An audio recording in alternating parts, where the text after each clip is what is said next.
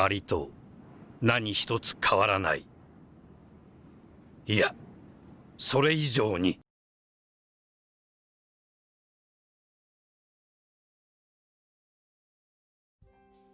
Over the years, I've seen many anime, but there is one in particular that stands out in my mind. Of course, the anime I'm talking about is Legend of the Galactic Heroes. I know, you thought this was a Hunter x Hunter video, but don't worry, we'll get to that soon.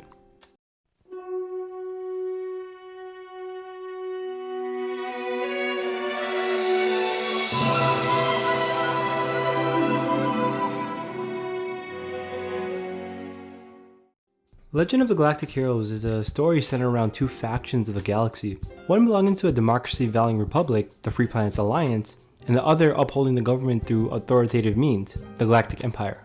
And both sides have been in perpetual war for over a century, hoping to establish a uniform government throughout the whole galaxy. And between the two sides, the show focuses on two lead characters who adhere and fight for the principles inherent to their own factions. On the side of the Galactic Empire, you have the Emperor himself, Kaiser Reinhardt, who believes that holding authoritative power over people prevents unworthy or tyrannical rulers from rising in a democracy. On the side of the Free Planets Alliance, there's Commander Yang, fighting for a constitution that values the freedom and democracy of the people.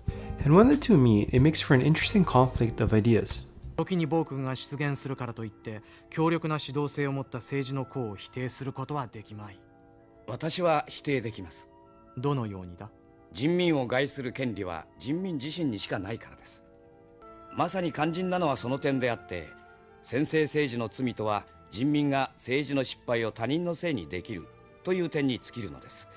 その罪の大きさに比べれば100人の名君の前世の功も小さなものです。まして閣下、あなたのように聡明な君主の出現が極めて稀なものであることを思えば功罪は明らかなように思えるのですが。K の主張は大胆でもあり斬新でもあるが極端な気もするな。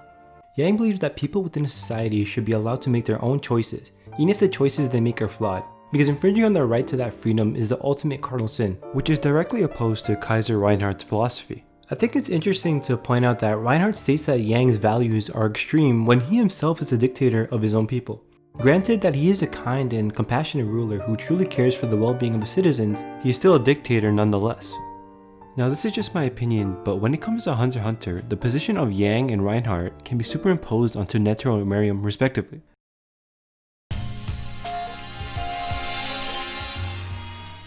Mereum and Reinhardt believe that as long as unworthy men hold power, whether it be through a democratic process or exploitation of the weak, humanity itself will suffer.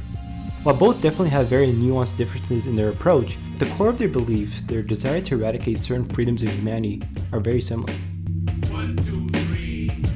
When you look at Netero and Yang, although there is more of an ideological separation between the two, both are in a position where they must oppose the one that threatens human freedom. And whenever they encounter their opponent, they respect the position their opponents hold, even willing to challenge their own beliefs to a certain extent.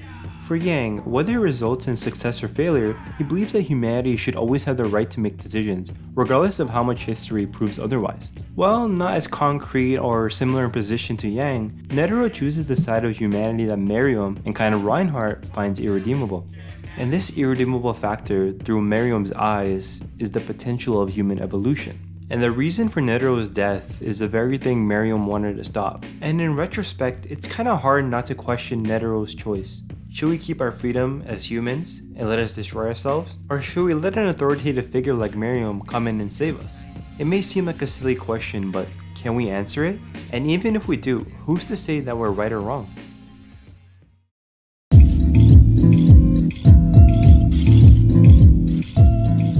One of the key moments of character development is when Mereum gives his perspective on all of humanity and its flaws.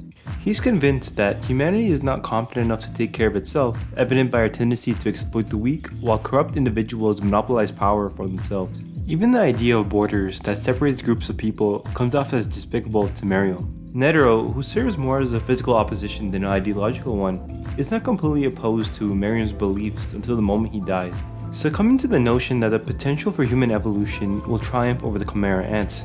But is such a triumph a positive thing for humanity?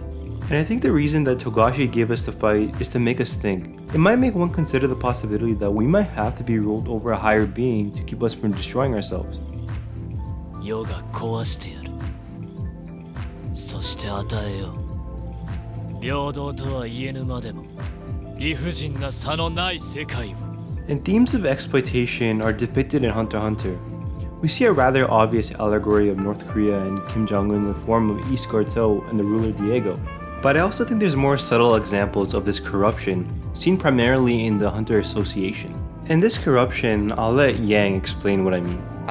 自分だけ安全なところに隠れて戦争を賛美し、愛国心を強調し、他人を戦場に駆り立てて後方で安楽な生活を送るような輩です。こういう連中と同じ旗の下にいるのは耐え難い苦痛です。Just like Yang, I'm sure Netero sees the hypocrisy of the society that we live in. Whether it be corruption of the politicians, oppression of the people, or even illogical things such as war, all of these have one thing in common, and that is human autonomy. Obviously there's people in the world with more autonomy than others, but I think that just strengthens Mereum's position.